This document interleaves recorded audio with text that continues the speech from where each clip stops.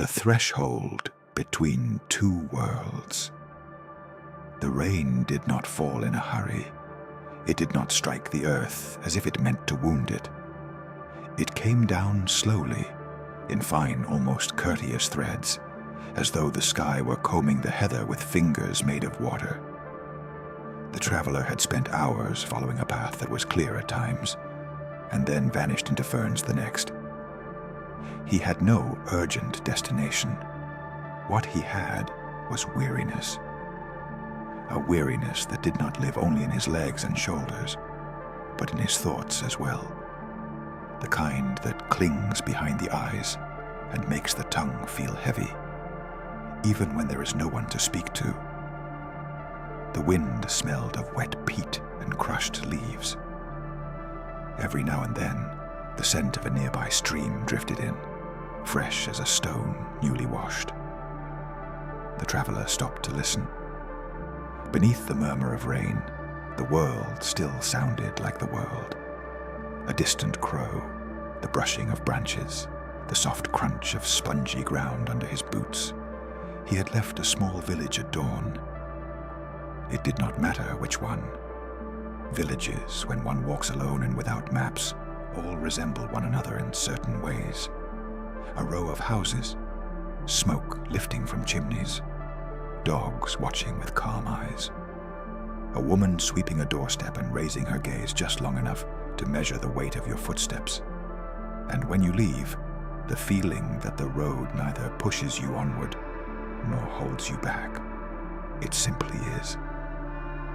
The traveler crossed a low rise, and there where the land opened like a palm, he saw the standing stone. It was not just any stone. It was not some loose fragment of mountain forgotten in the middle of the moor. It stood with a straightness that seemed learned, tall, dark, streaked with pale veins the rain made glisten. The monolith stood alone, with no circle of stones around it, no visible burial mounds, no sign of nearby human presence. And yet it did not feel abandoned. It felt attentive. The traveler felt relief at once, as though his chest had been bound with a rope and someone had gently loosened the knot. It was not a large or ecstatic relief. It was small and proper. When the body recognizes shelter, it straightens a little and lets out a sigh, without asking permission. He drew closer. The stone's surface was rough, dimpled in places where rainwater gathered. Moss clung to the base, and among the moss were tiny pale flowers that looked like extinguished lights. The traveler laid a hand on the menhir. It was cold, but not with a hostile cold. It was an ancient cold, like the chill of a well that has held water forever. Rain soaked his hair and stuck to the nape of his neck.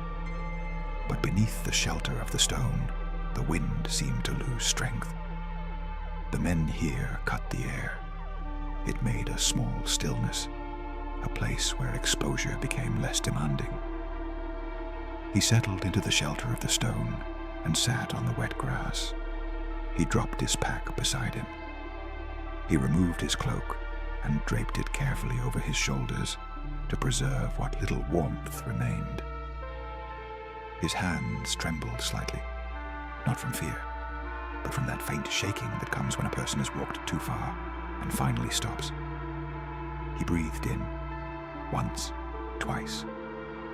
The third breath came deeper, as if his body had remembered the path back to calm. And then he heard it. It was not a human voice, nor a song. It was a whisper, almost a vibration, like when you press your ear to the old wood of a house and think you can hear the heart of the structure beating. The whisper came from the stone, but also from the air around it, as though the menhir did not speak in words, but in the idea of words. At first the traveler thought it was water running through a crack, or wind passing through a hollow. He stayed very still. The rain became a steady hush. Within that hush, the whisper stood out, soft and persistent. And suddenly he understood. The men here were saying a name. It was not the traveler's name. It was another one he did not recognize. It sounded like an ancient tongue, full of rounded syllables, as if it belonged to lips that knew the songs of the sea. The name repeated at slow intervals, as though the stone itself were breathing, and with each exhale, it released that sound. The traveler straightened a little. He leaned his back against the men here.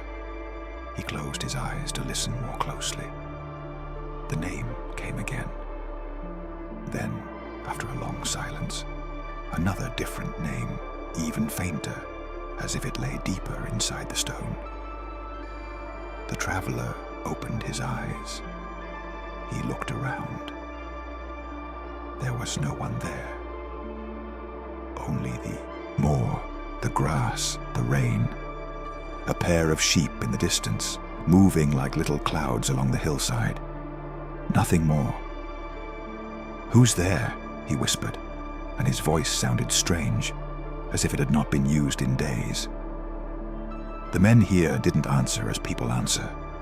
There was no sentence, only the whisper of the name. The traveler swallowed. His pulse did not quicken. There was no threat in it. It was rather a presence, a certainty, like a lighthouse that does not need to shout in order to say, "Here." He remained still, breathing. The rain kept working its way into the seams of his clothes, but he no longer cared so much.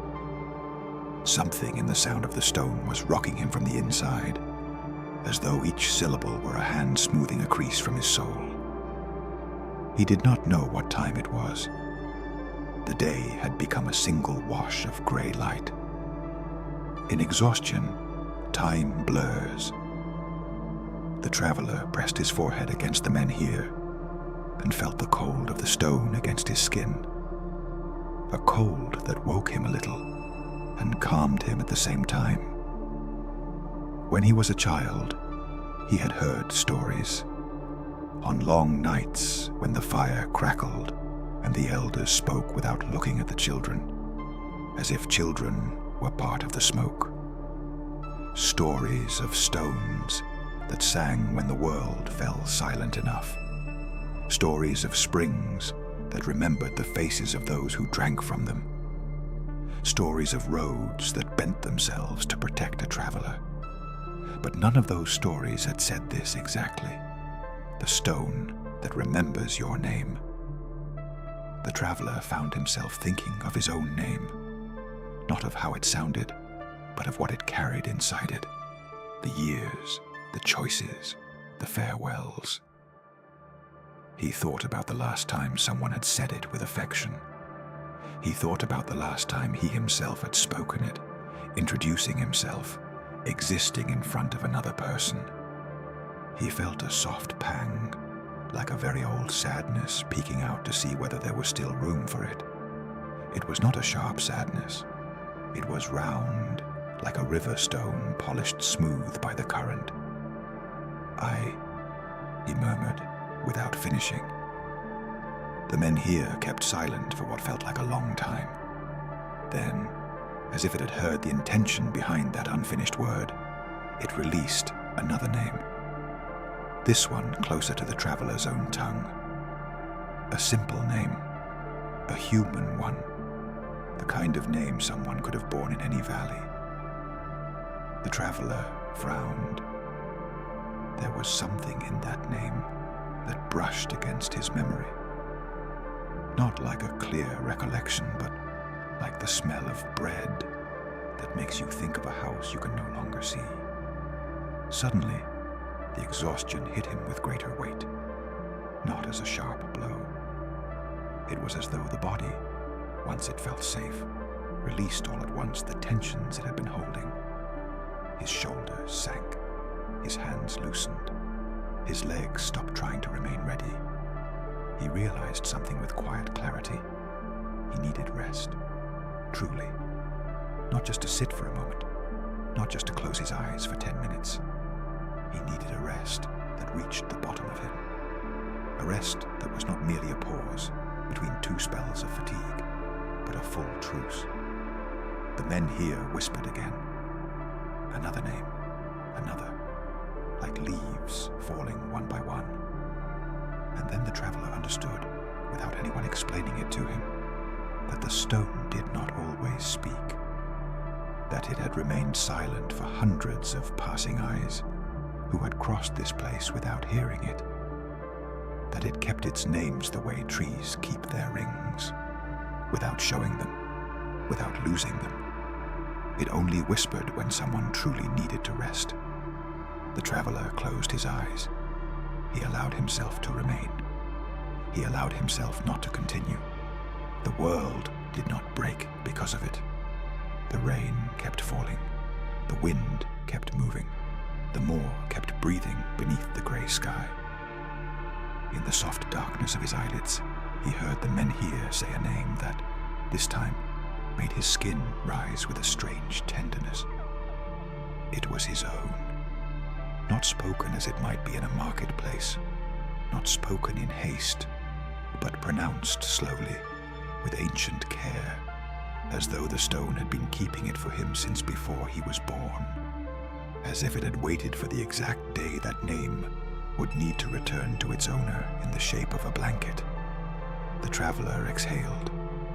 He felt something loosen inside him.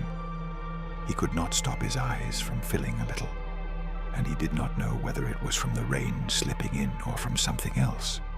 It did not matter. It was the same thing. It was water. The men here repeated his name once more. Then it fell, silent. In the stillness that followed, the traveler sat listening to his own breathing, slow, heavy, real, as though each breath anchored him a little more firmly to the earth. At first, he did not notice that the rain had begun to lessen. He did not notice the wind changing, or the way the air smelled sweeter now, as if somewhere nearby there might be a hidden fire, or a field of flowers not yet seen. He only felt sleep, soft as a kindly mist, beginning to gather around him. And just as his head tilted, just as his body gave itself over to the grass and the stone, he heard something else. Not a name this time. A phrase, or something like a phrase in the language of stones. It was like a thought that was not his own, settling into his mind with care. Rest, and let it find you. Half asleep, the traveler did not understand who was meant to find him, or what that it was. But the phrase didn't ask for understanding. It only asked for surrender. So he surrendered. He remained beneath the men here, his back resting against the stone that remembered his name, while the moor kept breathing slowly, and the afternoon, without a sound, began to lean toward a peaceful night. Sleep did not come like a blow. It came the way good things arrive when a person stops searching for them. A little at first, a pleasant heaviness in the eyelids, then a softness in the chest, as though the air grew warmer as it entered. And at last, a calm that was not the absence of thoughts, but a place where thoughts could sit without shoving one another. The traveler fell asleep leaning against the men here. He did not pitch forward. He did not sprawl. The body, even in surrender, knew how to find a safe position. The stone held his back with ancient firmness. The grass, damp and yielding, supported his hips and legs. His cloak, still wet, settled over his chest like a heavy blanket that keeps warmth, even when it seems it shouldn't. At some point, the rain ceased to be a constant murmur. Or perhaps it kept going, but sleep placed it far away, as rivers sound far away when you're inside a house. Then, in that slow borderland between wakefulness and sleep, the traveler heard the whisper again. It was not a name this time. It was a tiny melody, barely 2 or 3 notes, repeated with patience, like a song that does not want to wake anyone, but still needs to exist. The melody was not outside him. It was inside, in his head, in his chest. And at the same time, it seemed to rise from the stone, as if the men here had learned to sing with the voice of the sleeper himself. The traveler did not struggle to understand. He simply followed the melody, the way one follows the swing of a lamp in a dark room. He followed it downward into a deep place where weariness keeps its roots.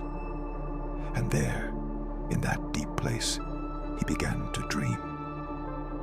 He did not dream of cities or roads. He dreamed of a valley, green and gentle, a valley that smelled of freshly cut grass, though no one was cutting it. A valley where the wind carried white seeds, drifting like little extinguished stars. The sky of the dream was bright.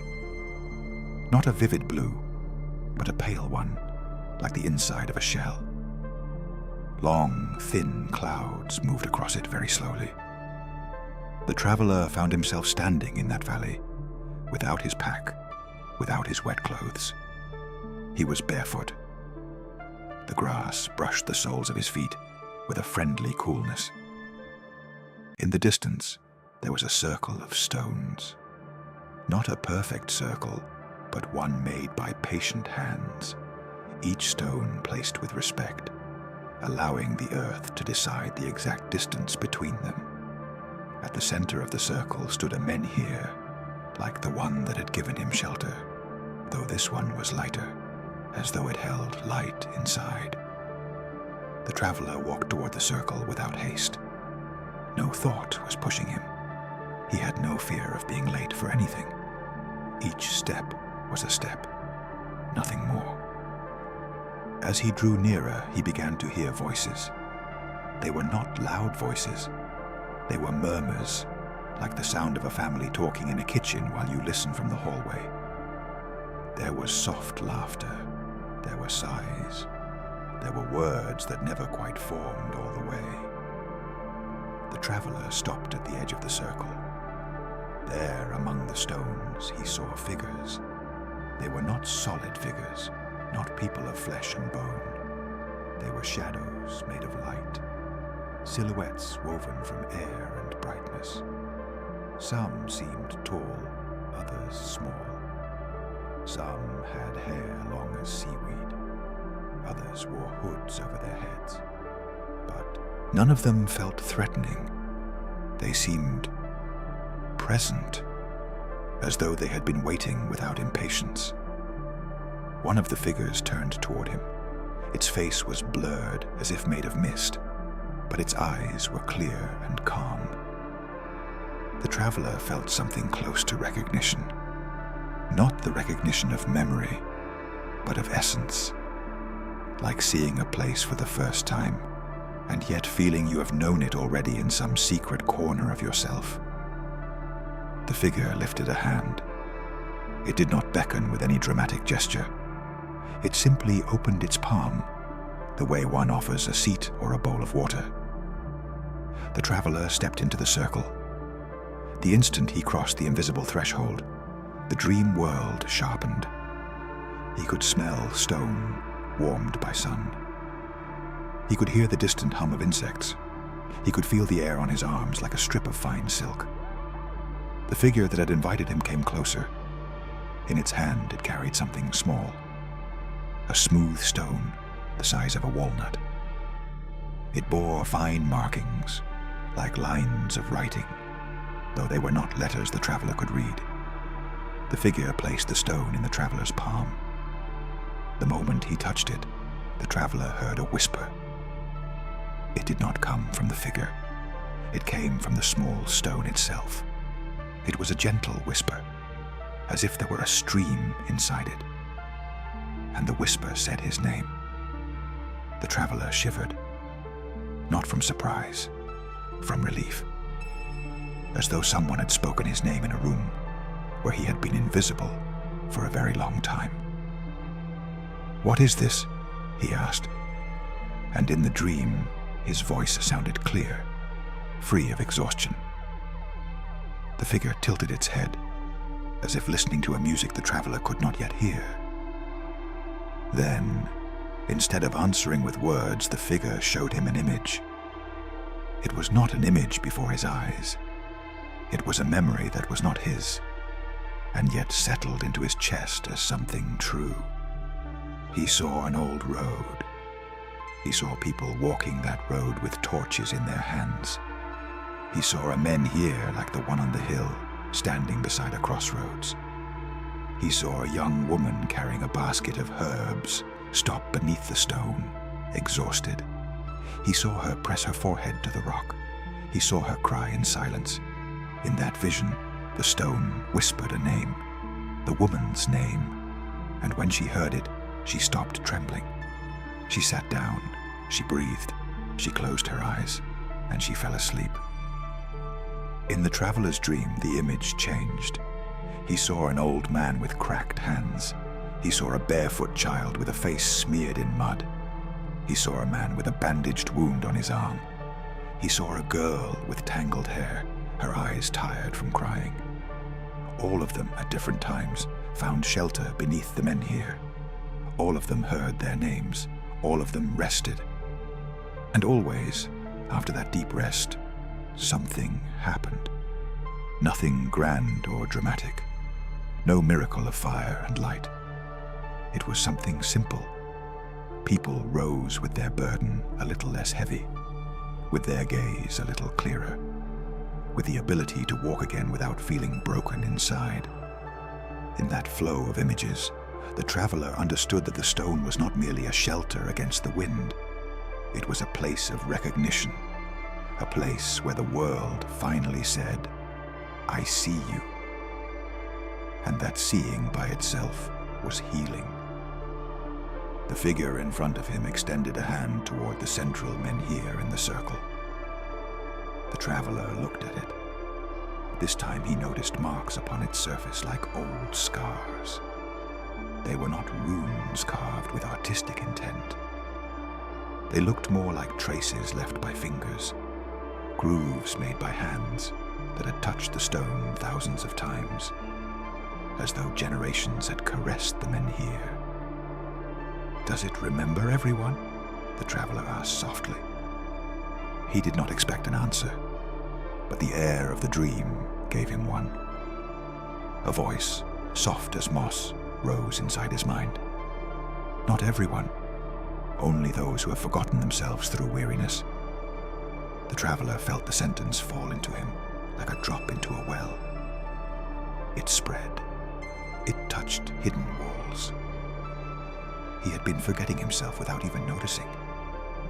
Not through cruelty or sorrow, but through the simple act of continuing to walk without ever stopping, of always thinking about what came next, of carrying worries the way one carries stones in a sack, because one thinks there is no other way. The figure pointed to the small stone in his hand. The traveler looked at the etched lines. They were not letters. They were roads. Little paths crossing, separating, and meeting again. At the center of those paths was a circular mark, like a closed eye. "Is it my?" he began. The figure nodded slowly, and the air once again completed the thought. "It is the map of your rest." The traveler did not fully understand, but he did not need to understand with his mind. He understood with his body, with that part of a person that knows a bed is good before ever lying down in it, with that part that recognizes kindness without needing to analyze it. Inside the stone circle, the figures of light shifted slightly. Some came nearer. Others moved away. All of them seemed to follow a rhythm, as though the breathing of the place belonged to all of them together. A smaller figure, perhaps that of a child, approached the traveler. It touched his wrist with fingers made of breeze, and at that touch, the traveler felt another memory that was not his own. He saw a dark lake under the moon. He saw a woman rising from the water with long hair gleaming like seaweed. She did not look dangerous. She did not look monstrous. She looked like part of the lake itself, as if the water had taken human form only so it could look upon the world. The woman of the lake stepped toward a menhir standing on the shore. She laid a hand on the stone. She whispered something. The stone answered her with a name. The woman smiled, and in that smile there was sorrow and beauty at once, as though she had lived for centuries between two worlds and still found comfort in the fact that the stone remembered her. The traveler shivered. Who was she? He asked. The small figure pointed toward the dream horizon, where the valley grew more mist-laden, and the answer came, not as a proper name, but as a concept. One of those who keep the thresholds. The traveler noticed that beyond the stone circle, the valley seemed to open toward a distant forest. Tall trees, dark trunks, leaves moving like whispers. All at once, he felt a gentle desire to go toward that forest. Not an anxious curiosity, a quiet need, as though something there were waiting for him with patience. The taller figure, the first one that had invited him, came to stand beside him. There was companionship in the gesture, nothing more. And then, for the first time, the traveler heard the figure's voice, as though it were truly a voice. Not a sound in the air, but a vibration in the chest, yet clear. If you wish to keep walking, said the figure, walk here first. The traveler frowned gently. Here? The figure nodded. In the place where weariness becomes rest. In the place where your name returns to you without weight. The traveler looked at the small stone in his hand.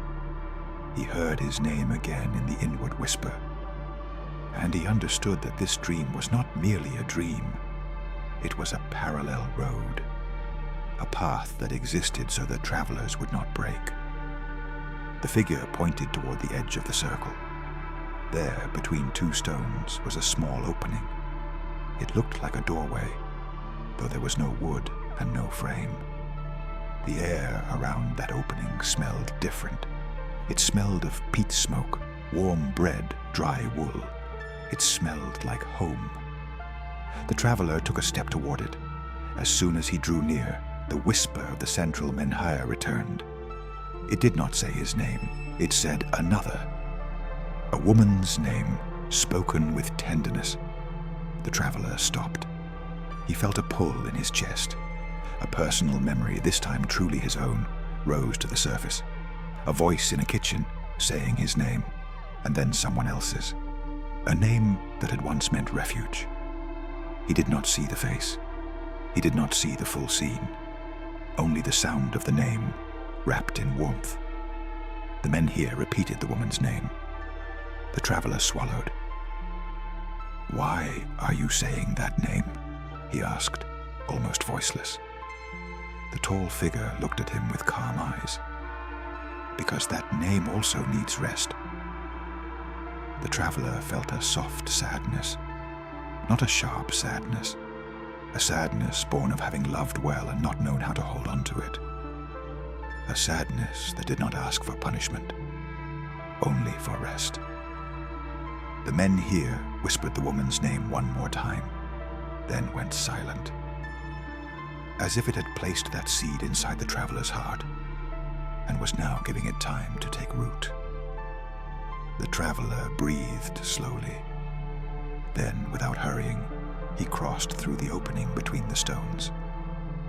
The valley faded around him, not as if it were being torn away, but like a door being closed gently so as not to make noise.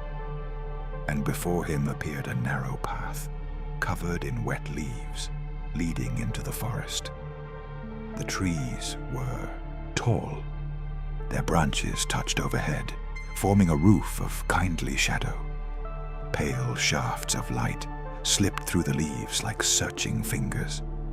The air was cooler, and yet somewhere in it there was warmth, as though the forest were hiding a household fire. The traveler walked on. In his hand, the small stone continued to whisper his name from time to time, a gentle reminder that he was not lost. As he walked, he heard sounds, running water very near, the distant call of a bird, and beneath it all, a sound that did not belong to the forest, a chiming like little bells. He followed the chiming without haste, and then, between the trunks, he saw a light. It was not a bright light. It was a golden light, like candlelight behind a window. The traveler felt his chest loosen even more. That light promised rest, not adventure.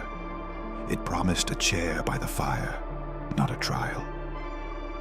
He drew closer. The light came from a small house of stone and wood, hidden among the trees, as though the forest had adopted it. Its roof was covered with moss.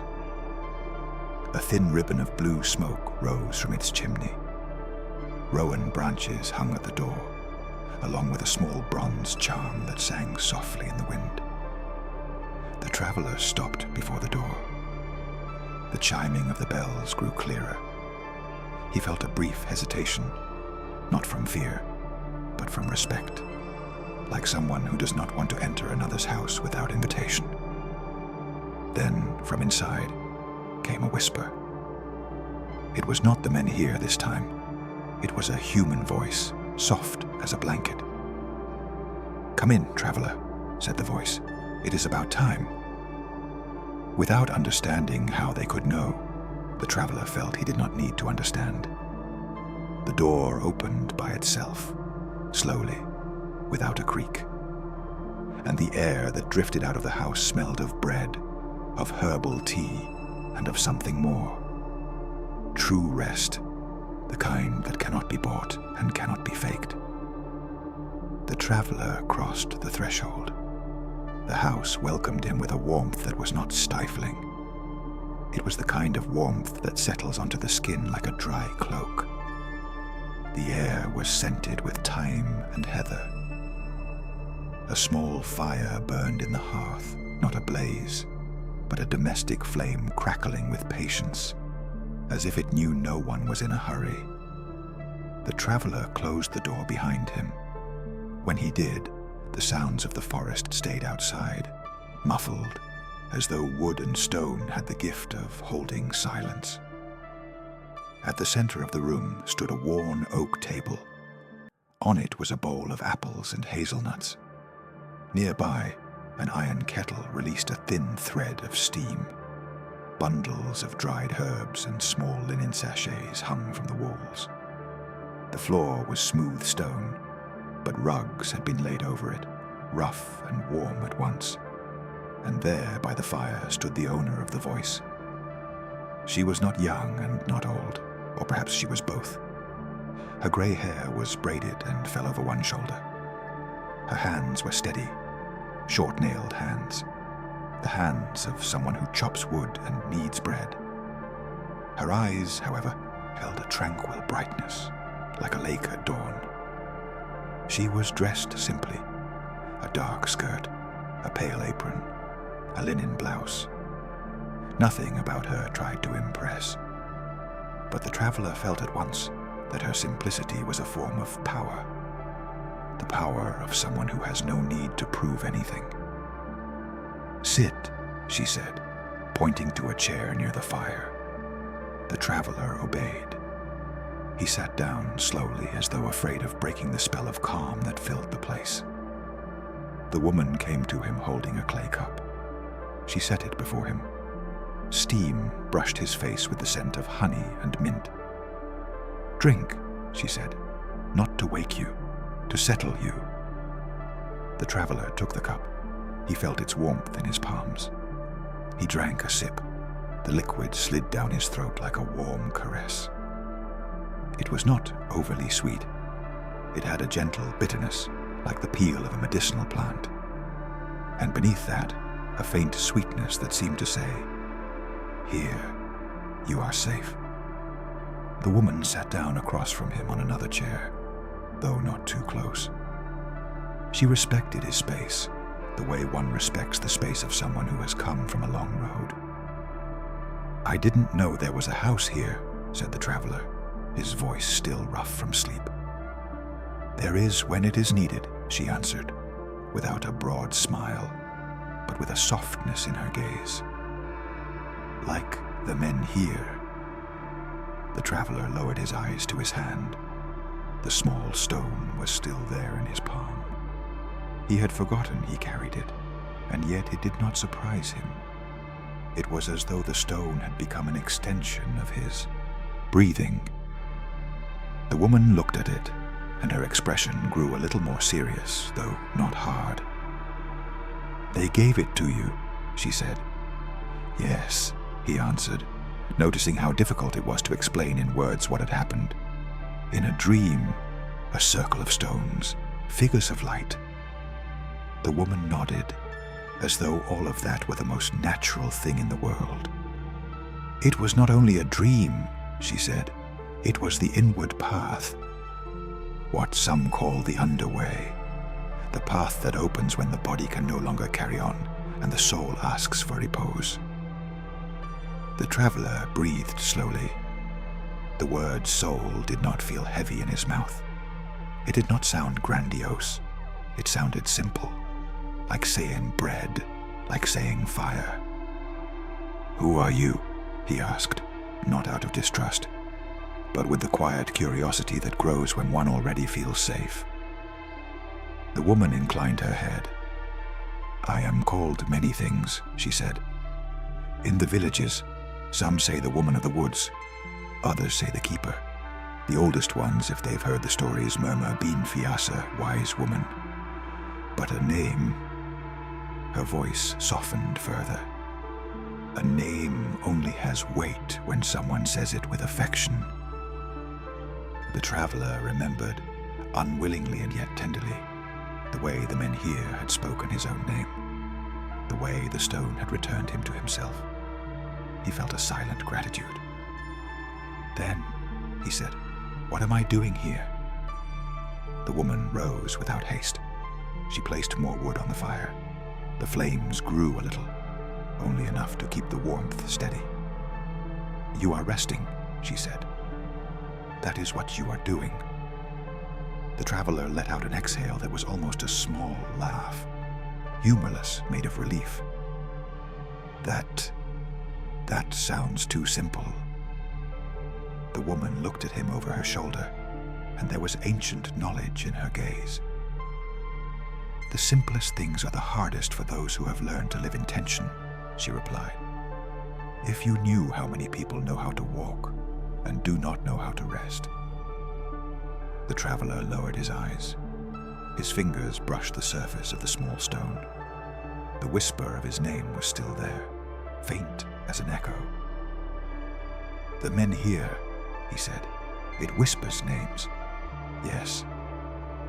"You said it is like this house, that it exists when it is needed." The woman sat down again. Her apron rustled softly as she settled into her chair. In the silence between them, the fire made a low sound, like a sigh.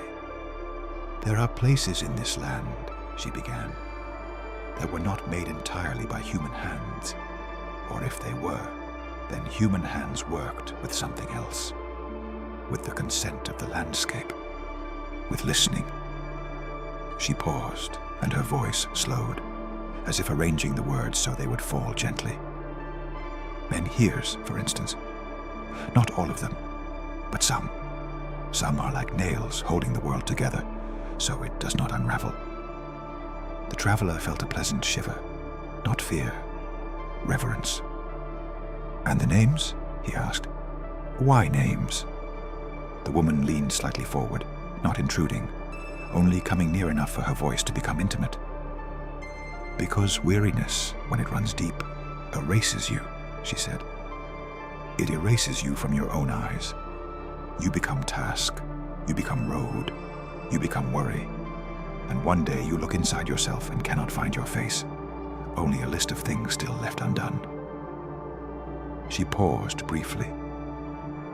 "Then someone or something says your name, and your name brings you back. It gathers you, The traveler felt those words touch a precise place in his chest, like a key slipping into the right lock without effort. "The stone does not whisper to entertain," she continued. "It whispers when someone truly needs rest.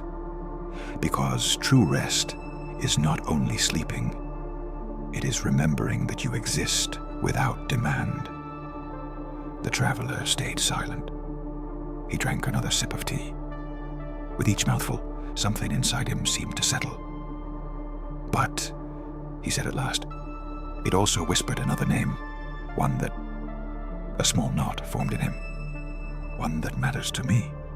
A woman's name." The woman looked at him calmly, not with prying curiosity, with the care of someone who knows other people's names are fragile things. "Men here do not only remember the one leaning against them," she said. "Sometimes they also remember those who have held you up in your life, or those you tried to hold up yourself."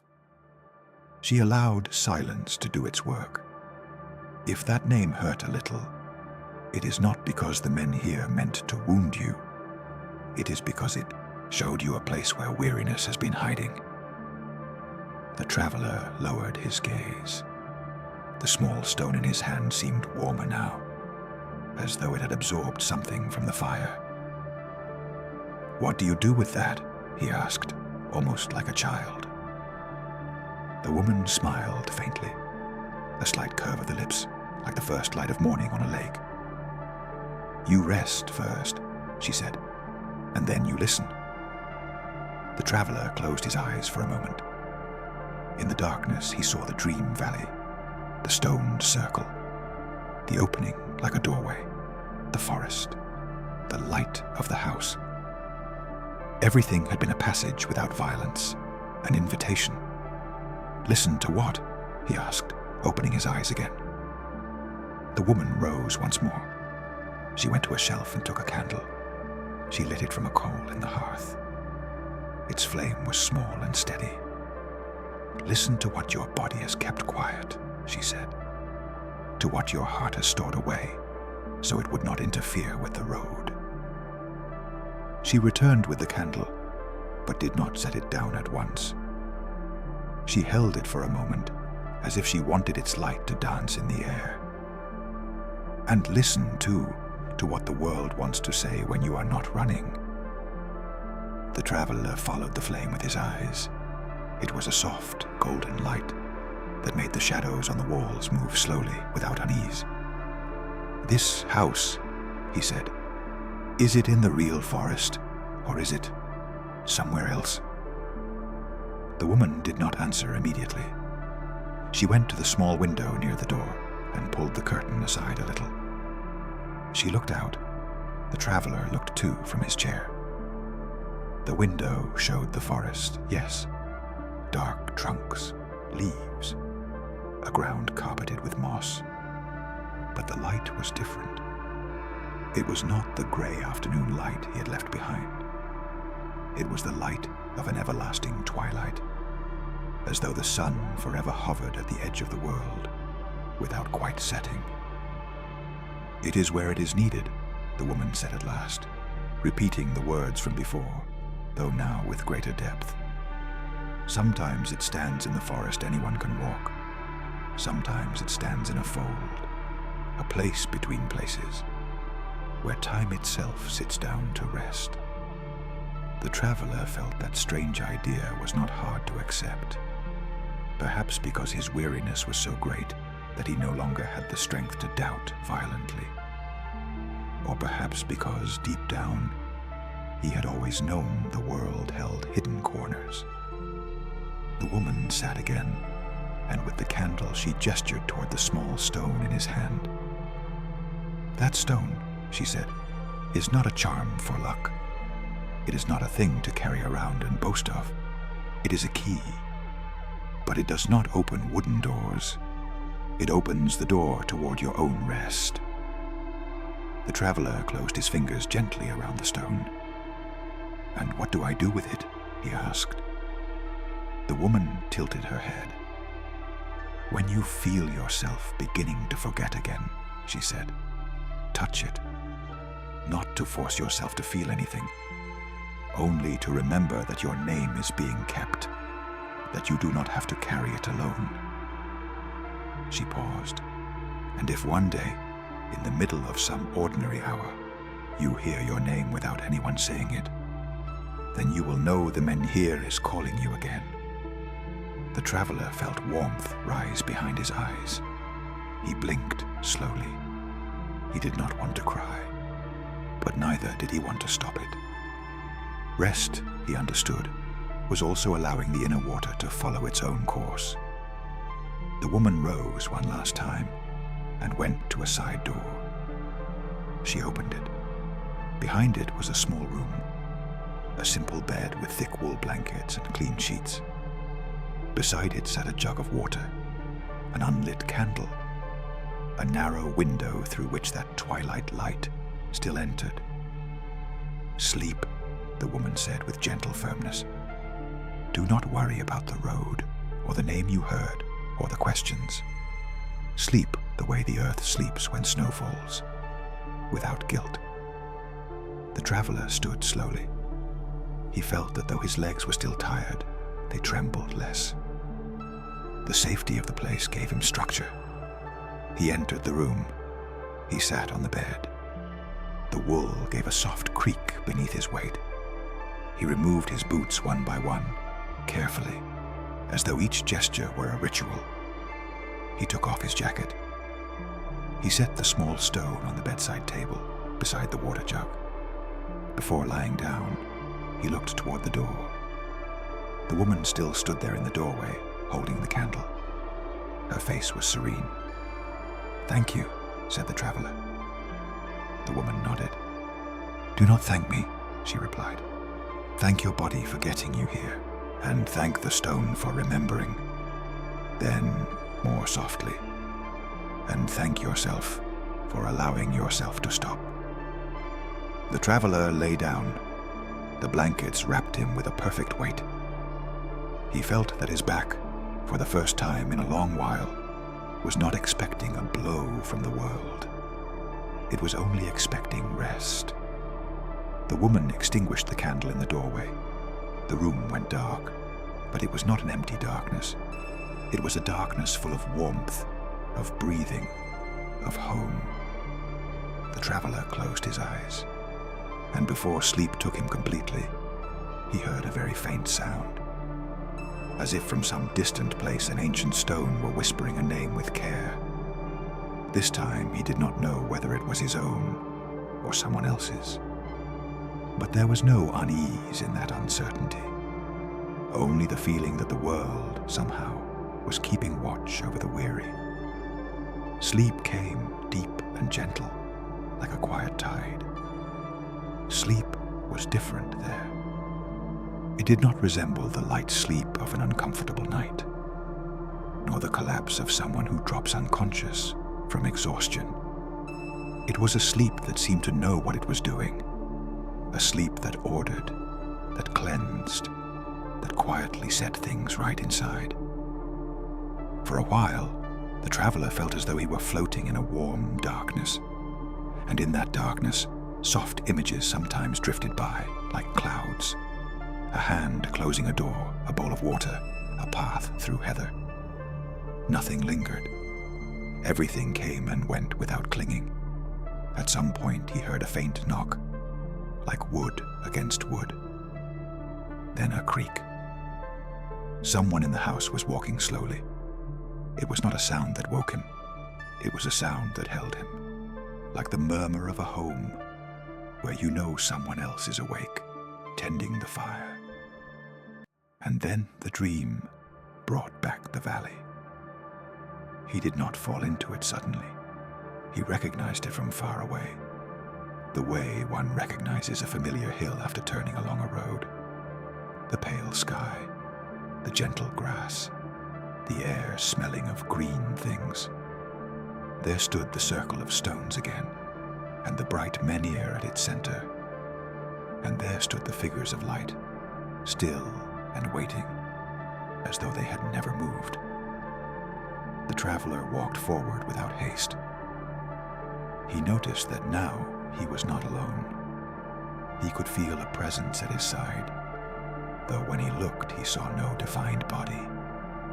It was like walking beside someone whose company is felt in the way the air arranges itself. "Is it you?" he asked without knowing whom he meant. The answer did not come as a voice. It came as a sensation of a scent, a faint warmth at his right side, a kindly weight like the pressure of an imagined arm. He approached the central menhir. This time the whisper was not a single name.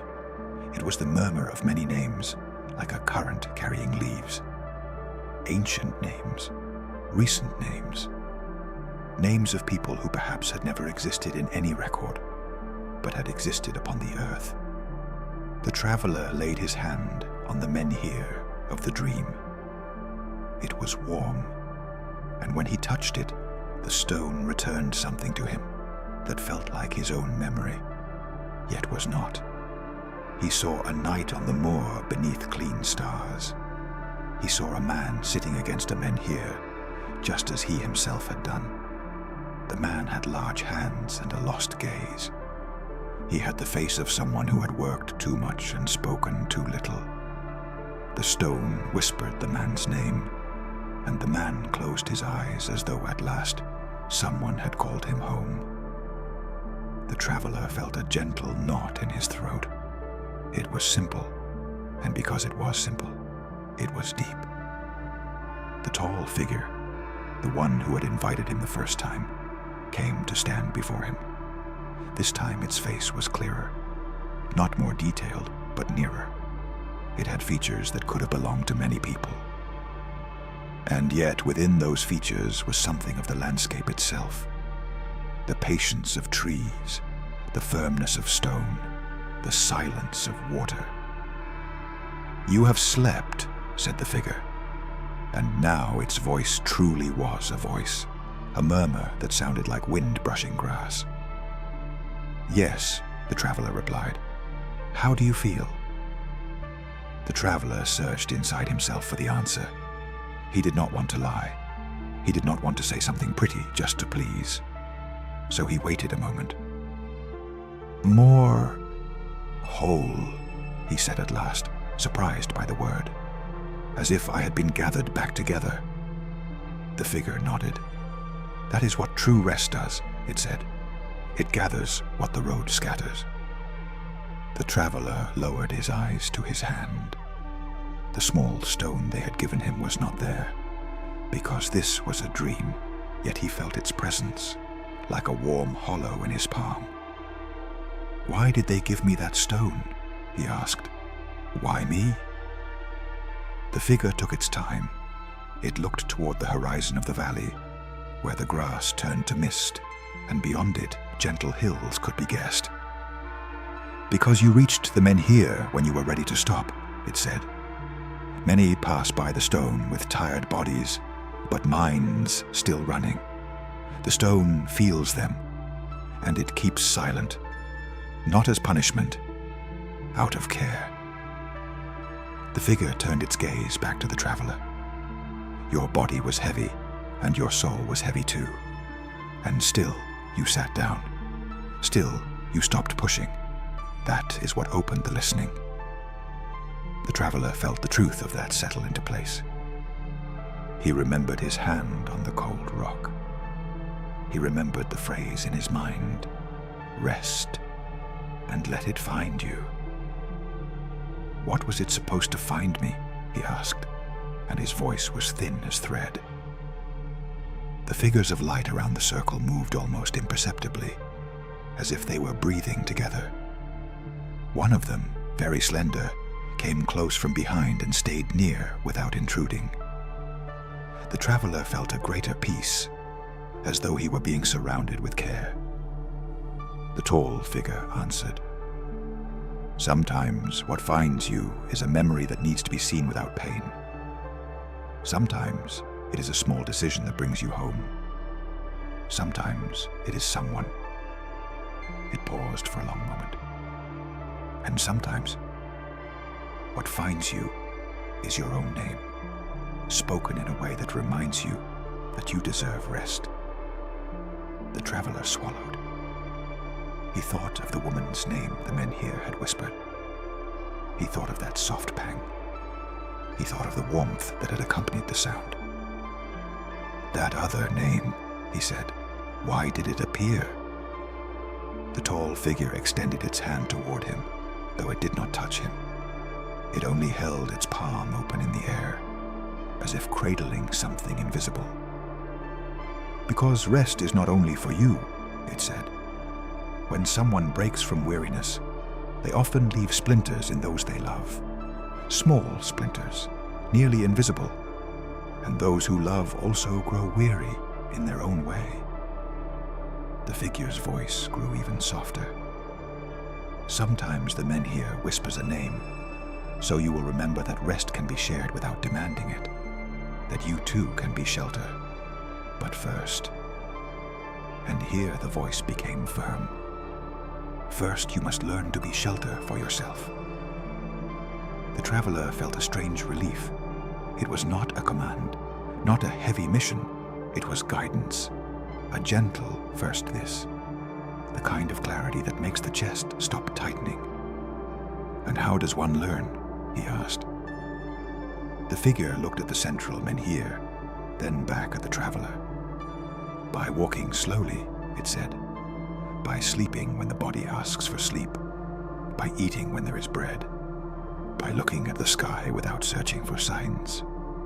It paused again. "And by returning to the menhir when you hear your name in the wind." The traveler felt a faint tenderness at the thought. Return, not as someone defeated, but as someone returning to a place that knows him. "Is the menhir in the real world?" he asked, though he knew the question was clumsy. The figure smiled slightly. "It is in the world beneath your feet," it said, "and it is also in other folds. Old places have more than one door. They do not always open, only when needed." The traveler drew a deep breath. In the dream, his breathing seemed broader, as though his ribs had more room. "And the house?" he asked. "The woman, is she one of you?" The tall figure glanced toward the edge of the circle. There, the opening between the stones shimmered like an entrance in the mist. "She is a keeper of fire," it said. "She belongs to no one. She does not belong. She is the way the stone is. And her task is simple, to offer warmth, bread, a bed, to remind travelers that rest is not a luxury." The traveler felt gratitude, and that gratitude did not lift him up or stir him. It only softened him within. "And you?" he asked at last. "What are you?" The tall figure did not seem offended, nor proud. It seemed gently amused, as if it knew humans always need names for what they feel. "We are the memory of the landscape," it said. "We are the promises made when the first people raised stone upon stone and asked the wind for permission. We are the echoes of those who rested here before." It leaned slightly toward him.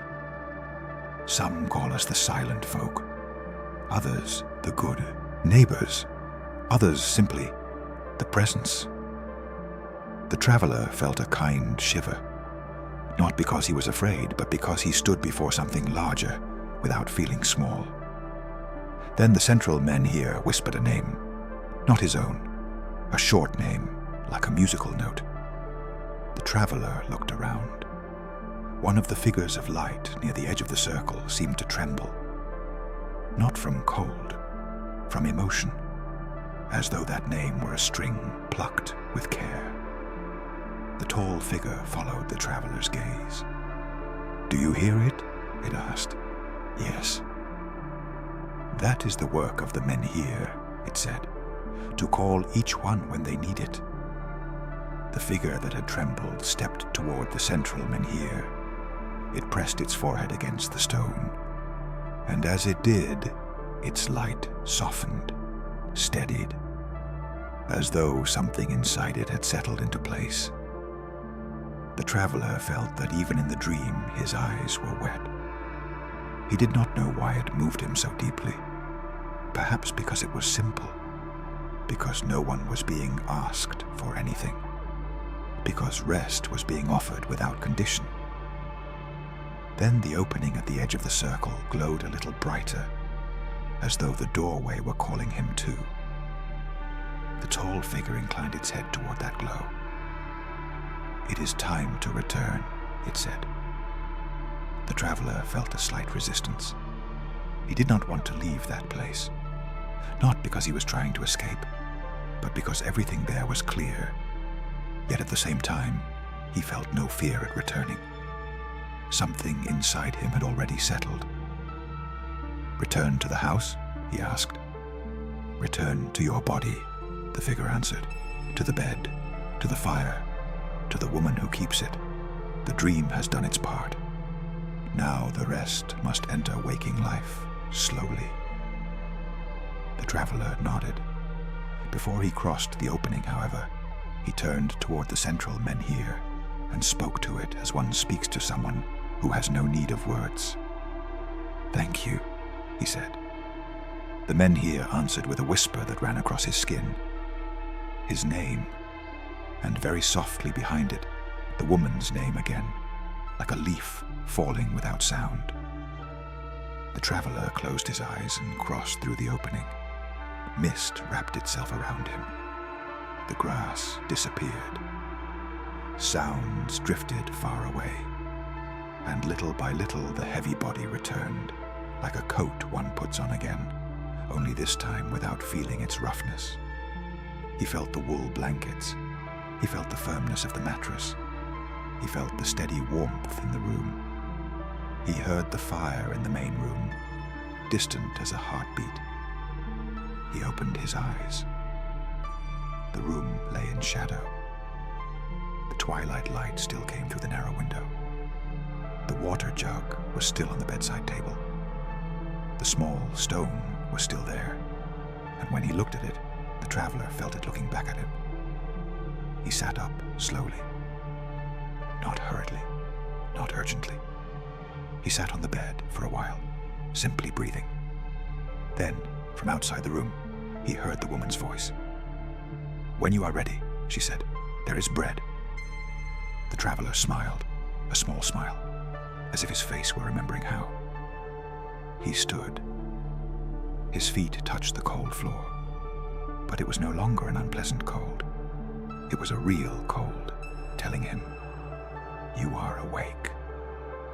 He took the small stone and slipped it into his pocket near his heart, and he opened the room's door, letting himself be guided step by step toward the smell of fresh bread. The main room smelled of toasted flour and melted butter. The fire was still alive, reduced now to orange embers breathing slowly.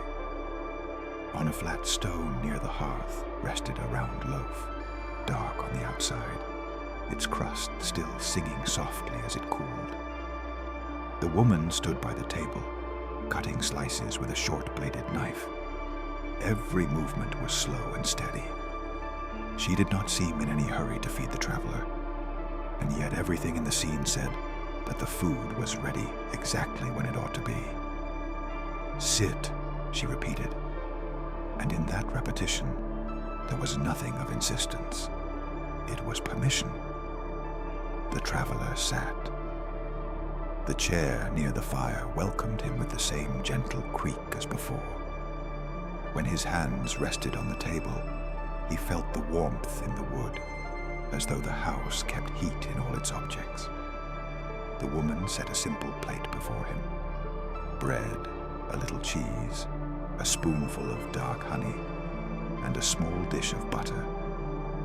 Then she brought him another cup of tea, this time with a more earthen scent, like root and hazelnut. The traveler looked at the food as one looks at something sacred for its simplicity. He picked up a slice of bread. The crust was firm, but the inside was tender. When he bit into it, the flavor filled his mouth with an unexpected calm. It was not only hunger that eased. It was something older, some part of him that had long believed it must make do with too little. He ate slowly, not out of politeness, but because his body seemed to ask him not to hurry. Each bite settled into him like a well-placed stone in a wall. The woman sat across from him with her own cup. She did not eat at once. She merely watched him with a quiet attention, without judgment, the way one watches an injured bird that has finally begun to drink. "Your face is no longer held so tight," she said after a while. The traveler touched his face without thinking. He noticed his jaw was no longer clenched. He noticed his brow was no longer furrowed. "I hadn't realized," he admitted. "The body speaks in silence," she said. "Sometimes it takes time to realize it no longer needs to scream." The traveler ate another slice. Then, without haste, he took the small stone from his pocket and set it on the table. The stone was smooth, marked with those fine lines like roads. In the firelight, it seemed to hold the faintest glow inside, almost like moisture. "It still whispers," he said softly, as though he did not want to offend it with too loud a voice. The woman looked at the stone respectfully. She did not touch it. "Of course it does," she replied. "A stone that remembers never falls completely silent. It only learns when to speak." The traveler swallowed. Something inside him wanted to emerge, but not like a dramatic confession. More like a question that had been dragging itself along for days, perhaps years, without finding anywhere to rest. "Why is it so hard for me to stop?" he asked. The woman held her cup between both hands and breathed before answering, as if the reply itself needed to rest before appearing. "Because you learned that stopping meant losing," she said. "Not necessarily because anyone told you so. Sometimes you learn by watching. Watching the elders grow tired. Watching the world reward those who break themselves without complaint. Watching how bread comes if you work, and if you do not work, perhaps it will not come." She lifted her eyes to him. "But there is a difference between working and never stopping." The traveler lowered his gaze. He sat listening to the crackle of the embers. "In the dream," he said at last, "they said the men hear whispers when someone has forgotten themselves from weariness." The woman nodded slowly. "And it is true." The traveler ran a finger over the stone. It felt cool. All at once, without knowing why, he remembered an old scene. Himself younger, sitting on a threshold at the end of a long day. A woman sitting beside him. Lamplight. A shared silence that did not hurt. And a voice saying his name slowly, as if tasting it in order to make it kinder. The woman's name brushed his memory again. This time it was not a pang. It was a soft warmth. "That name," he murmured. "I don't know whether I should go looking for it, or if—" He did not finish. The woman set her cup down carefully, as though even that small sound might frighten something fragile. "Not everything that is named is meant to be pursued," she said. "Sometimes the name comes, so you may hold it for a while, without doing anything with it. The way you hold a warm stone in winter. You do not throw it. You do not hide it.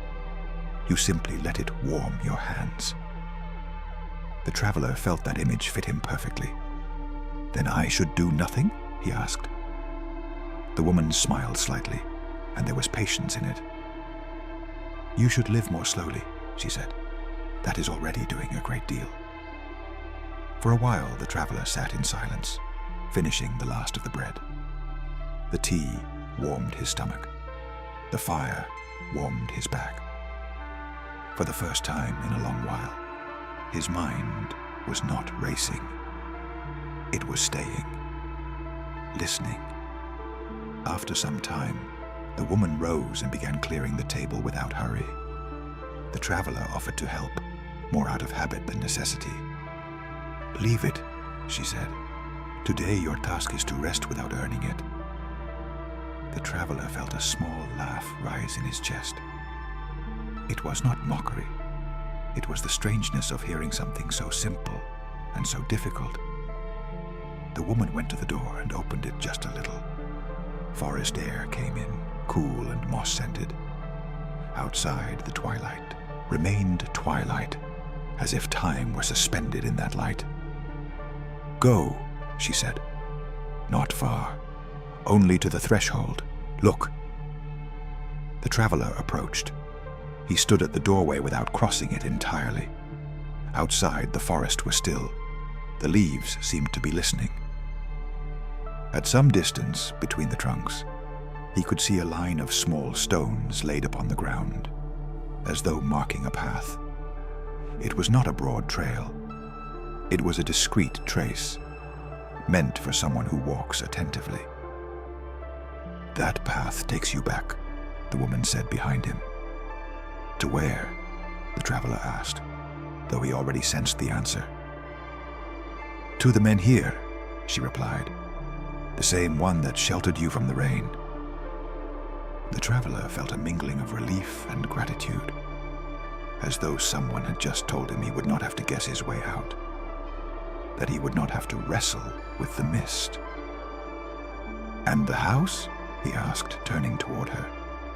"When I leave, will it still be here?"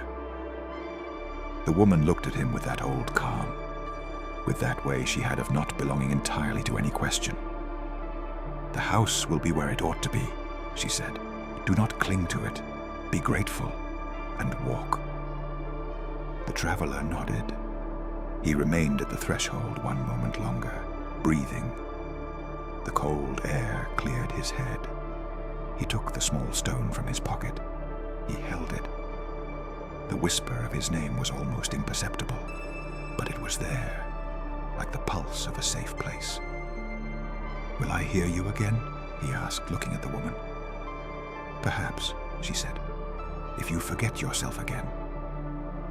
It did not sound like a threat. It sounded like a gentle promise. There will be shelter when it is needed. The traveler drew a deep breath. Then, carefully, he crossed the doorway and followed the path marked by the small stones. He walked slowly, not because he was weak, but because he had learned something from the rhythm of the fire. What sustains does not rush.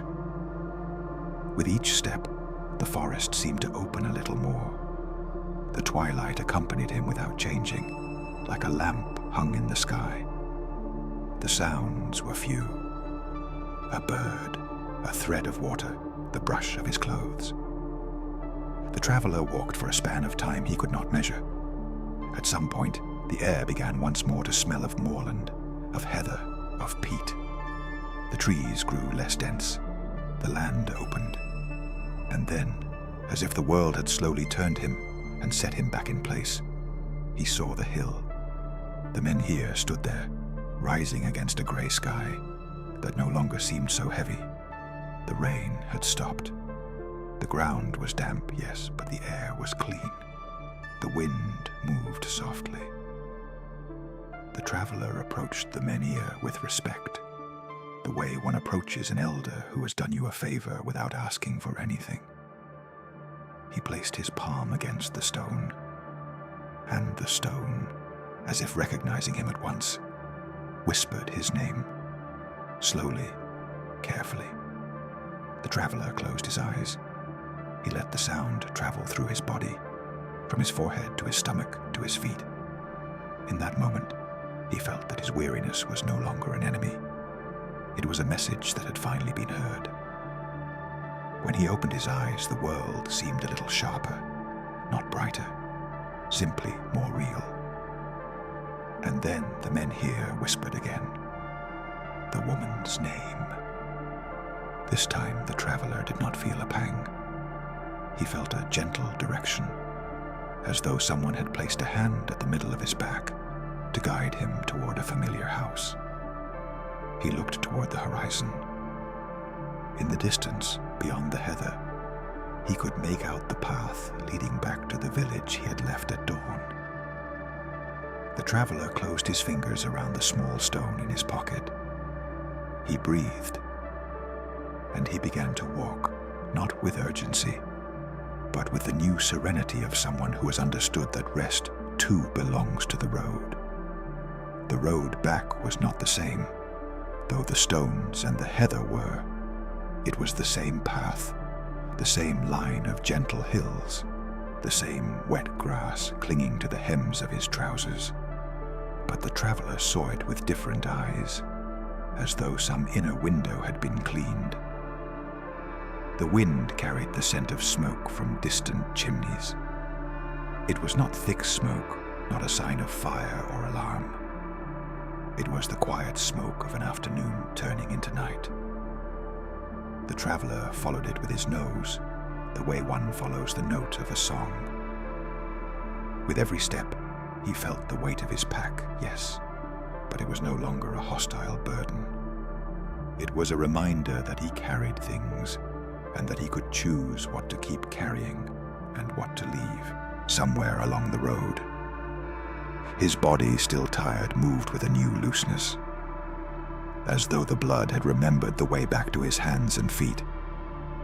From time to time, the traveler slipped a hand into his pocket and touched the small stone, not to ask anything of it, only to feel its smooth surface, its lines like little pathways, and that tiny murmur that seemed to exist at the edge of hearing. His name, very softly. Sometimes the other name too, like a leaf brushing the surface of water. The path came to a narrow stream. The water ran clear, making a sound that was almost a restrained laugh. The traveler stopped. He knelt and washed his hands. The water was cold but clean. At its touch, he felt that cold was not punishment. It was presence. It was the world itself. He drank a little. The water tasted of stone and sky. When he rose, he saw something on the opposite bank of the stream. A small cairn, carefully stacked, the kind shepherds sometimes make to mark a safe crossing. On top of it lay a sprig of rowan, with red berries bright as tiny embers. The traveler stood looking at it. He thought of the hidden house, of the rowan branches hanging at the door like a greeting. A quiet certainty came over him. He had not imagined it. It had not been an empty dream. In some way, the world answered itself.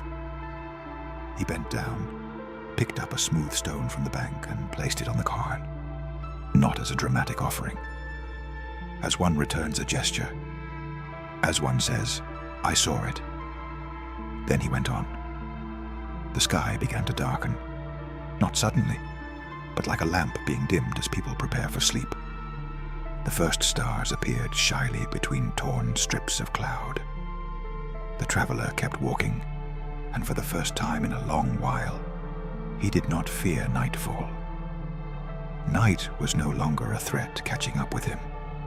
It was a silent roof lowering itself over the world.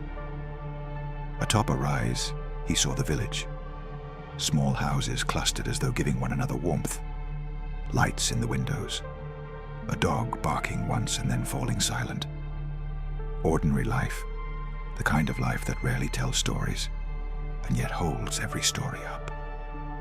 The traveler came down the hill at an easy pace. As he drew near, the sounds grew clearer. A hammer striking wood in a shed somewhere. A brief laugh, the impatient bleat of a sheep. Everything was ordinary, and because it was ordinary, it was precious. He entered by the main road. An older man watched him from a bench against a wall. He said nothing, only followed him with his eyes, measuring him. A little girl ran past with a cloth in her hand. The smell of soup spilled out from a doorway and filled the traveler's chest with hunger. He stopped for a moment in the small square of the village. It was no more than an open space of packed earth, with a well on one side and a post from which old notices and lengths of rope hung. There was an inn, or a large house serving as one, with a lit window and a signboard creaking in the wind. The traveler felt the impulse to go in, ask for a bed, eat. But it was not a desperate impulse. It was a calm desire. Even so, before he moved, the small stone whispered in his pocket, his name first, then the woman's. The traveler went still, not like a statue, like a tree that pauses because the wind has changed direction. He looked around, not searching anxiously, only allowing his eyes to find what they needed to find. And then he saw her. She stood on the far side of the square, near the well.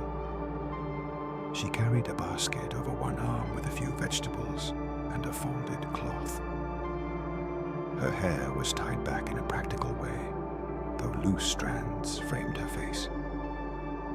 She had the bearing of someone who lives her life, who carries what must be carried, who does what is necessary, and yet still keeps some hidden part of herself for looking up at the sky when no one sees. It was not a glorious vision. She was a real person. And yet when he saw her, the traveler felt his chest open with a sweet ache. At that same instant, she lifted her eyes. Their gazes met. The traveler did not know whether the meeting was chance, or whether in some manner the men here had placed its invisible finger into the weave of the world. What he did know was that her gaze was not strange to him. She frowned for a second, as if trying to retrieve a face kept in some drawer of memory. Then her expression changed. Surprise crossed her features, the way the shadow of a cloud crosses a field, leaving something softer behind. "You," she said, and her voice was not loud, but it was clear. The traveler took a step without realizing it. Then he stopped halfway across the square, as though the distance between them were a bridge he did not want to cross all at once. "Hello," he said, and in that one word there were years, roads, silence. She held the basket with both hands. She did not come toward him at once, not because she did not want to, but because she too was measuring. Not only measuring him, but what she felt when she looked at him. "I thought," she began, then let the air go. "I thought you had gone away forever." The traveler swallowed. The stone in his pocket felt warmer, as though the skin over his heart had heated it. "I did leave," he admitted, "and I never knew how to come back." She looked at him. Her eyes held no sharp reproach. They held weariness. They held life. And beneath it all, a tenderness she perhaps did not want to reveal too quickly. "What are you doing here?" she asked. The traveler lowered his eyes for a moment. He saw his mud-stained boots. He saw the shadow of the two of them on the ground, two shadows apart, yet touching at the edges. "I was walking," he said, "and I grew truly tired." She blinked slowly. That simple sentence seemed to touch something in her as well, as if she understood that weariness not through ideas, but through her body. "You look different," she said after a while. The traveler let out a small laugh, not bright with joy, but honest. "I've slept," he said, "truly slept." She glanced around, as though the village had suddenly become too public for such a conversation. Then she tipped her head toward a side street where the houses stood closer together, and the light was more intimate. "Come," she said, "not here." The traveler followed her, not too close, at a respectful distance, the way one does not want to startle an animal that has come near for the first time. They walked down a narrow street, past a wall covered in ivy. The smell of smoke was stronger there. She stopped before a small house with a dark wooden door. A dried bundle of herbs hung at the threshold, and a smooth stone rested in one corner, as if someone had placed it there on purpose. The woman opened the door and went in. The traveler followed. Inside, the room was simple. A table, 2 chairs, a small fire in one corner, and shelves lined with bowls. There was a folded blanket. There was a sense of real home, not magic. But real homes, when they are true, have a kind of enchantment of their own. She set the basket down on the table. For a moment she leaned on the wood, as if the weight of the day had suddenly dropped from her shoulders now that she was inside. "Are you staying?" she asked, not yet looking at him. The traveler felt that the question was not only about that night. It was about many nights, about many silences. He came closer slowly. He took the small stone from his pocket and held it in his palm, not displaying it as proof, only holding it like something that gave him courage. "I don't want to come into your life like a storm," he said, and his voice was low, careful. "I don't want to ask you to forget anything. He searched for simple words. "I only wanted to see you and tell you that I heard your name after so long, as if the world itself were reminding me of it with care." At last, she turned her head and looked at him. In her gaze were surprise and something like a soft fear, and the fear that hope will hurt if it is taken in too quickly. "My name," she murmured and swallowed. "Who told you?" The traveler lowered his eyes to the stone in his hand. Its whisper was nearly inaudible, but it was there. "An old stone," he said. "A men here on the moor. It gave me shelter when I could no longer go on. And it whispered. It whispered mine, and then yours." She remained silent. Then, almost involuntarily, she touched her neck, as if she had felt something brush there. "My grandmother used to speak of such things," she said at last, very softly. "She used to say there are stones that remember, that when you are close to breaking, the world calls you by your name so you can return." "That is what it did for me," said the traveler. "It brought me back." She looked at him for a long time. The little fire in the corner made a small sound. The house breathed around them. And then, without drama, she nodded once, very slowly. "Stay. Tonight," she said. "Not as a promise, not as complete forgiveness, only as—" she searched for the word, "as rest." The traveler felt his chest fill with such a great gratitude that he had to blink in order not to cry. "Thank you," he said, and this time the words were not formal. They were real. She pointed to the chair. Then she went to a small cupboard and took out 2 bowls. She began heating something in a pot. The sound of the spoon against the metal was humble and comforting. The traveler sat down. He placed the small stone on the table between them, like a third silent guest. He did not push it toward her. He did not use it as an argument. He simply left it there, the way one leaves a candle burning. While the woman cooked, the traveler listened.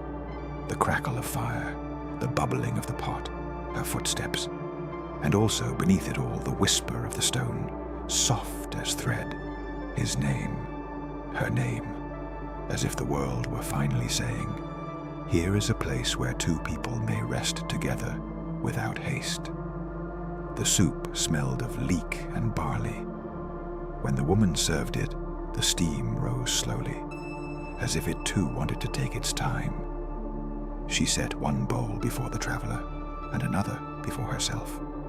Then at last she sat down, releasing a small breath, almost imperceptible, as though in doing so she left the day at the door. At first, they ate in silence, a silence without sharpness, a silence that did not punish. It was the kind of silence that forms when words are still finding their place, and no one wants to force them. The traveler noticed details he would once have missed, the way she held her spoon, steady but not tense, the way she adjusted the bowl when she drank from it so as not to make noise, the firelight drawing soft shadows along her cheek. Now and then she lifted her eyes to look at him, then lowered them again at once, as though it were too soon to hold a long gaze. But those brief glances were, in themselves, a form of care. When they finished, she left the spoon in her bowl and wiped her hands with a cloth. Then she looked at the small stone on the table. "May I?" she asked, pointing at it with her chin. The traveler nodded and pushed the stone toward her slowly, the way one passes over a hot cup to be shared. She took it with her fingertips, turned it, followed the fine lines with her eyes, those lines like little roads. She held it near her ear without exaggeration and closed her eyes for a moment.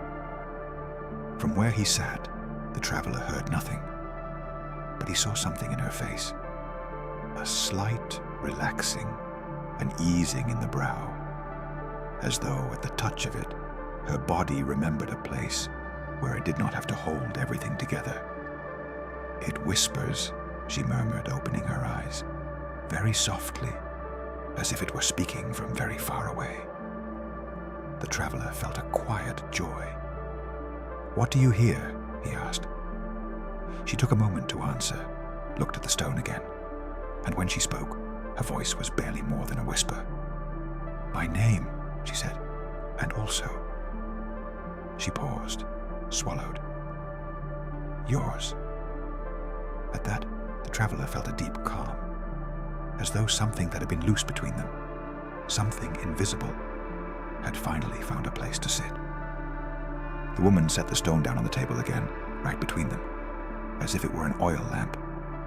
Then she rested her forearms on the wood, lowered her head for a second, breathed, and when she raised it again, her gaze was more open. "When you left," she said, "I thought it was my fault."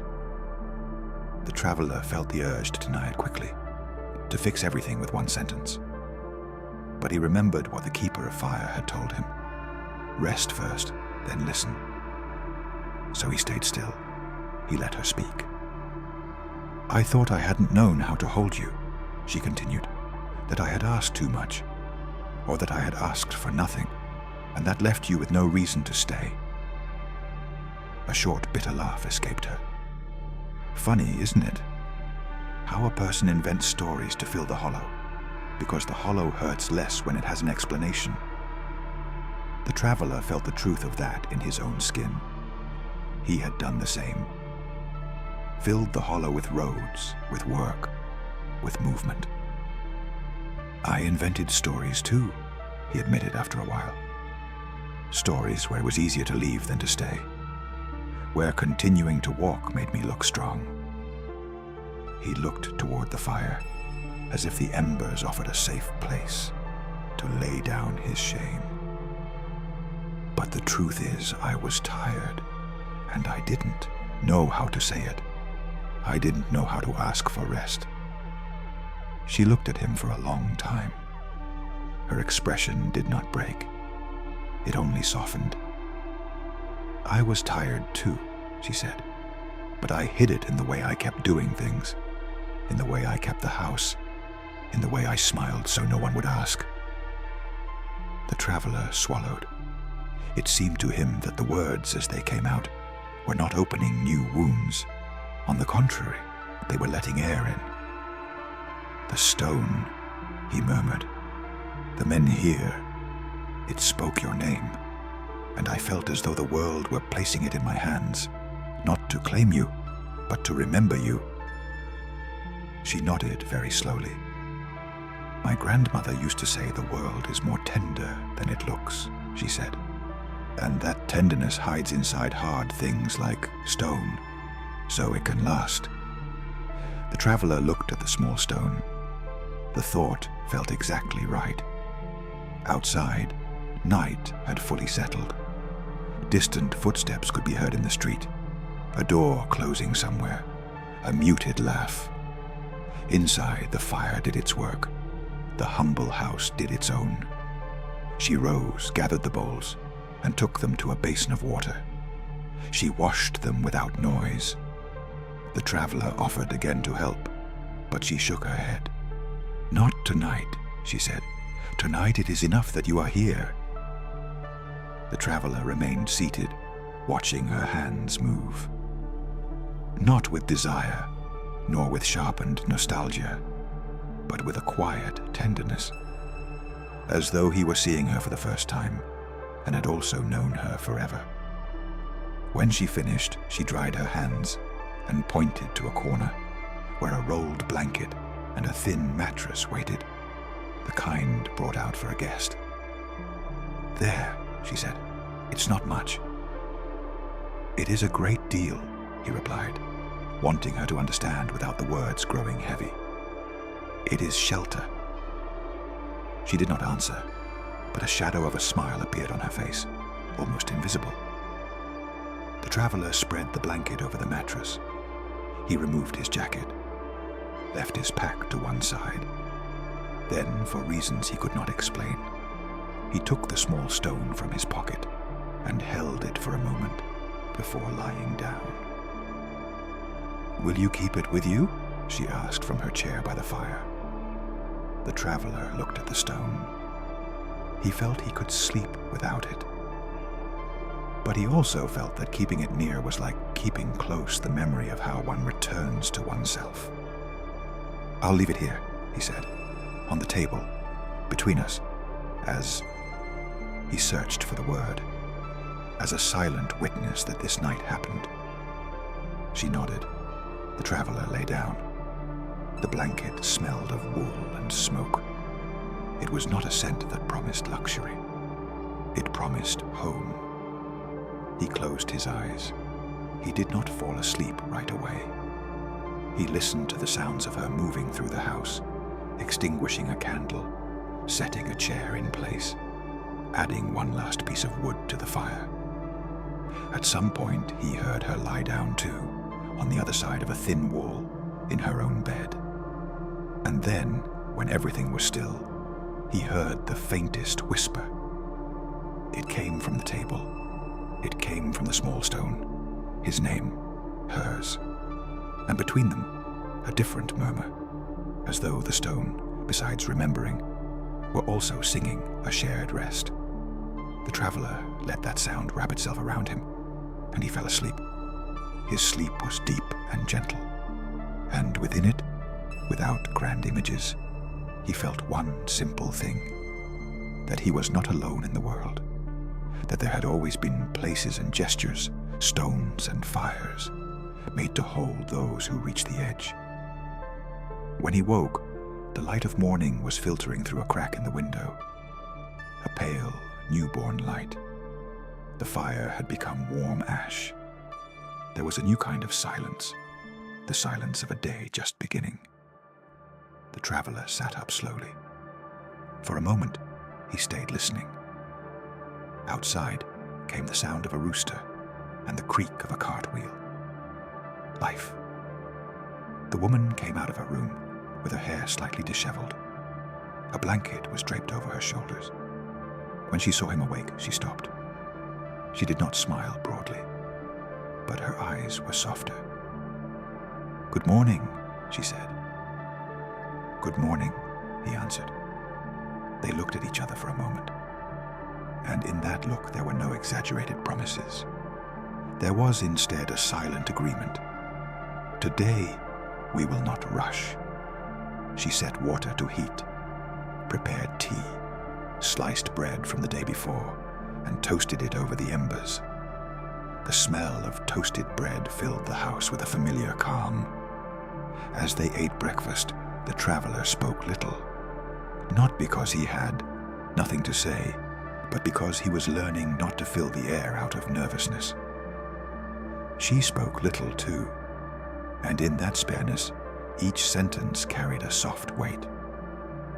Afterward, she stood and went to a shelf where she kept small things: thread, needles, a candle, a little pouch of salt. She took out a dark blue ribbon and held it out to the traveler. "For your wrist," she said. He took it, surprised. "Why?" "Because some roads push you back into hurry," she said, "and sometimes it helps to have a physical reminder. When you see the ribbon, remember, you can stop. You can breathe." The traveler felt his heart tighten, but with good emotion. "Thank you," he said. She shrugged as if it were nothing. "Don't thank me so much," she murmured. "It makes me nervous." The traveler let out a low, real laugh. The first real laugh in a very long time. She looked at him and then, yes, a small smile finally rose to her lips. The small stone still sat on the table. The traveler picked it up and slipped it into his pocket. He was about to say something, but the woman spoke first. "Are you going to keep walking?" she asked. The traveler thought about it. The road still called to him, yes. But now the road was no longer an escape. It was perhaps a way of returning calmly to what he had left unfinished. "Not today," he said. "Today I want to help, if you want." She looked at him, and in that look was the doubt of someone afraid to hope too quickly. Then she nodded. "There's wood to chop," she said, "and a fence to mend." The traveler stood. "Then there is work," he replied. She watched him carefully and said softly, "Work, yes, but not haste." The traveler nodded and felt that distinction open like a doorway. They stepped out into the yard. The morning air was cold but clean. The traveler took up the axe. He chopped wood at a steady rhythm, not to finish quickly, to do it well. She repaired the fence with patience, tying cord, straightening posts. At one point, while they worked, the traveler paused and looked toward the moor, toward the direction where he knew the menhir stood. The stone in his pocket whispered his name, so softly it was almost only a sensation. Then, as if the world were winking at him, it whispered another name he did not know. Someone else's, perhaps on another hill, perhaps in another reign, who at that very moment truly needed rest. The traveler closed his eyes for 1 second, and in that second he sent a simple thought, wordless. May shelter find them. When he opened his eyes, the woman was watching him. "What is it?" she asked. The traveler smiled. "Nothing bad," he said. "I was only listening to the wind." She studied him for another moment, then returned to her task. The day passed that way, through simple things: firewood, bread, a bucket of water, a short conversation about the weather. Ordinary life, which is sometimes the deepest form of rest, because it asks for no explanation. When the sun began to dip again, the traveler felt a gentle desire, not to leave, to thank the menhir in person, not from obligation, out of closure. He told her as they went back into the house for supper. "I want to go to the menhir," he said, "for a little while, before it gets dark." She looked at him and, without asking too much, nodded. "I'll come with you," she said. They walked together along the path that climbed toward the moor. They were in no hurry. The air smelled of wet earth and flattened grass. The sky was clear, bathed in an afternoon light that was almost silver. When the menhir appeared, tall and dark against the horizon, the traveler felt a recognition that loosened his chest. They approached. The woman stopped a few paces away, as if respecting the space of the meeting. But the traveler held out his hand to her, inviting her nearer too, without pressing. She hesitated for a moment, then came. She stood beside him. Both of them laid a palm on the stone. The men here was cold, as always, and yet that cold was familiar. It was the kind of cold that keeps memory. Then the whisper came. First the traveler's name, then hers, and after that, a long, full silence. A silence that was not emptiness, but shared breathing. The woman closed her eyes. The traveler glanced at her. He saw a tear sliding down her cheek without drama, as though the body had finally accepted that it, too, could let go. "Do you hear it?" he asked, very softly. She nodded. "Yes," she whispered, "and it does me good." They remained there a while, not asking for more, not questioning further, only allowing the stone to do its work. Remember, gather, hold. When they stepped away, the traveler slipped a hand into his pocket and touched the small stone. The men here, feeling that answer, seemed to fall silent in satisfaction. They walked back down the hill toward the village, the afternoon turning to night, and with a new calm moving within them. When they reached the house, they lit the fire. They ate supper. They spoke a little more. Not about grand plans, about small things, the taste of the bread, the neighbor who always forgets to shut the gate to the animal pen, the sound of rain when it falls softly. Later, when the house had fallen quiet and the fire was only ember, the traveler lay down once more on the mattress in the corner. Before closing his eyes, he thought of the men here, of the keeper of fire, of the stone circle in the dream, of the figures of light, and of how, in the end, all of it had been one single thing, an invitation to rest. The small stone on the table whispered his name one final time. And then hers. The traveler smiled in the dark. And with a lighter heart, he gave himself over to a deep sleep, knowing that as long as there were stones that remember, no one would ever be entirely lost.